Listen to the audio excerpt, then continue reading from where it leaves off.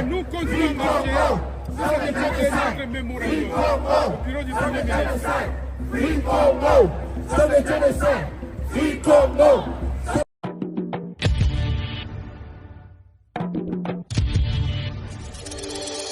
Notre Père qui es aux cieux, que ton nom soit sanctifié, que ton règne vienne, que ta volonté soit faite au Congo comme au ciel.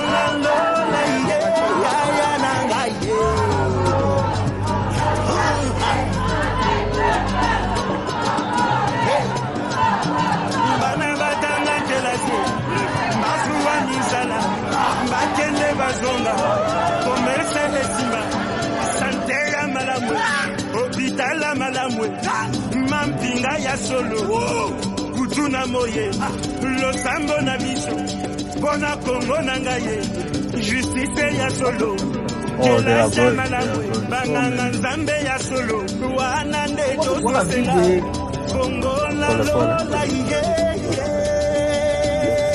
ikunya esila motema mabesila mboke tonga makana bolingo Kakia ituri, isi ya Tanganyika, wana kwibo ya Katanga, mafuta ya manwe, okobeta tolo, wana kauzi, okobeta tolo, okobeta tolo, ça c'est une prophétie, Mukole Zali, très bientôt, Tokobeta tolo. No more funding for Rwanda in the DRC. So we're outside here, outside Parliament, UK Parliament, coming to show, there are a group of us come to show support for the DRC, Democratic Republic of Congo. We're here to raise awareness today of a war in the Democratic Republic of Congo, which is funded by the Rwandan government, and to point out that our government, when it made up the Rwandan plan for refugees, actually gave Rwanda £220 million for so-called economic development. And clearly they're using that money in a war against DRC. And so effectively our taxpayer money is funding this death and destruction in eastern DRC. 240 million to date, more money to be sent. This must stop.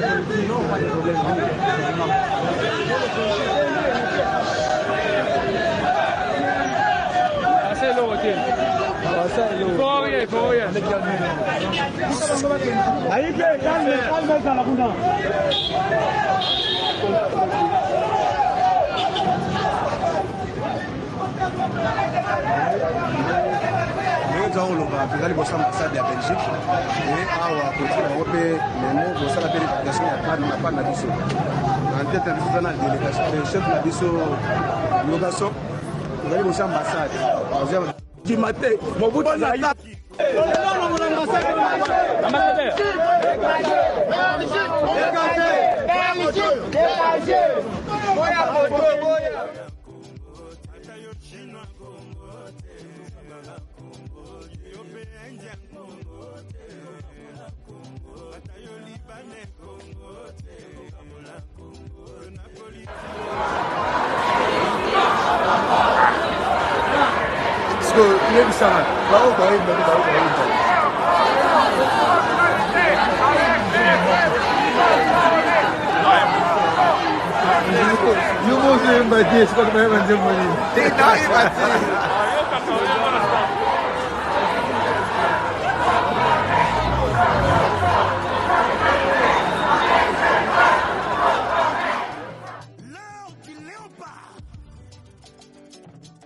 au centre de l'Afrique, le grand Congo. Lève-toi, lève-toi. Lève-toi, le pays prophétique.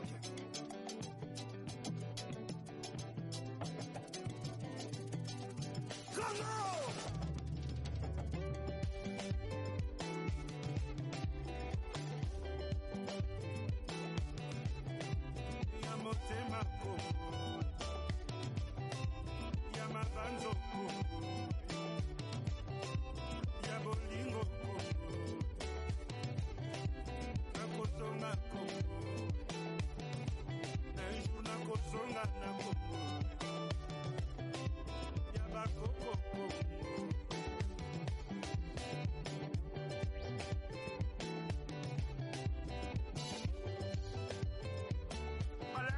C'est le jour J, le jour que tout le monde attendait, le 30 octobre 1974.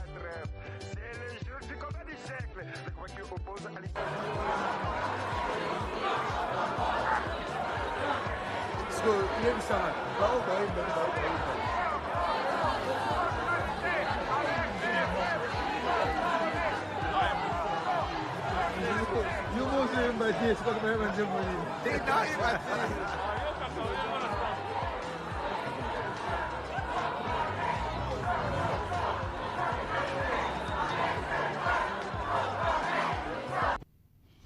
Mes chers compatriotes, comme vous pouvez le constater, malgré notre investissement et les efforts fournis dans cette optique, la paix et la sécurité ne sont pas au rendez-vous.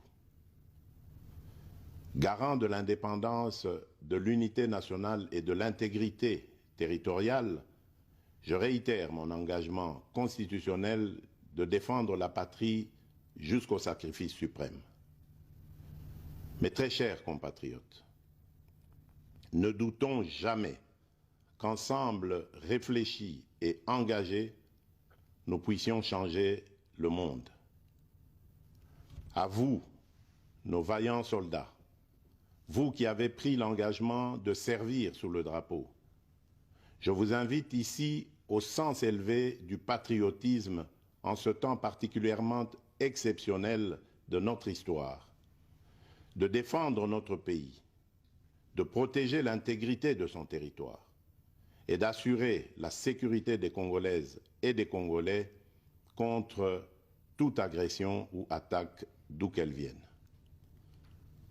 À vous, mes très chers compatriotes, la guerre qui nous est imposée par nos voisins exige de chacun de nous des sacrifices. C'est le moment de taire nos divergences politiques pour défendre tous rassemblés notre mère patrie.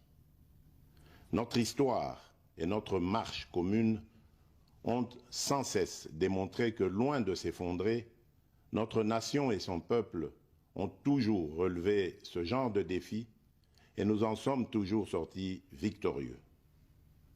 Restons tous unis et solidaires derrière nos forces de défense et de sécurité.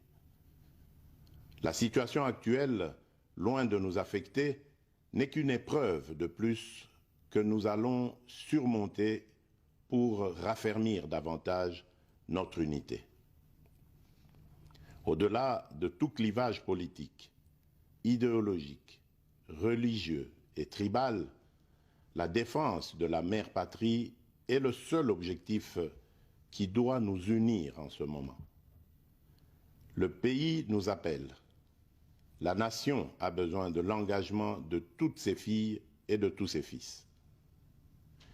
Je vous appelle à ne pas céder aux propos xénophobes et autres discours de haine ou de stigmatisation des communautés rwandophones, dont l'asservisseur se sert pour faire du chantage et de la manipulation.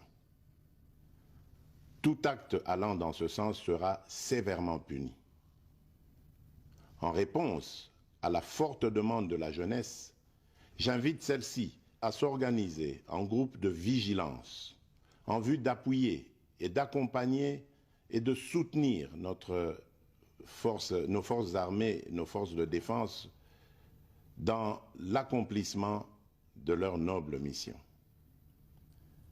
C'est ici l'occasion de mettre en garde tous les traîtres civils ou militaires et autres brebis galeuses qui servent les intérêts de l'ennemi. Ils seront exposés à la rigueur de la loi en ayant le juste châtiment que mérite ce genre de comportement. En outre, tout en renouvelant mon appel lancé à nos jeunes qui en ont la vocation de s'enrôler massivement dans nos forces armées.